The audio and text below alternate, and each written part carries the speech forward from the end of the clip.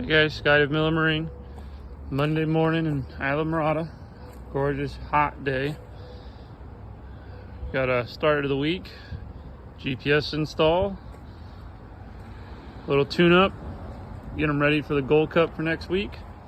Put new plugs, gear lube, swapping out steering cylinder, and fixing the trim tabs.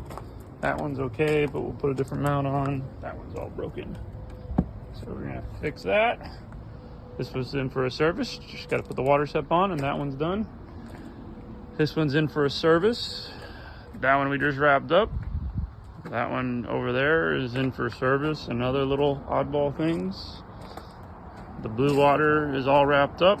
Just got done with the stereo system. Sounds real good. Picky this one. Everglades is wrapped up as well. Just got to pull the trolling motor and take it over to Tiki for warranty or fixing.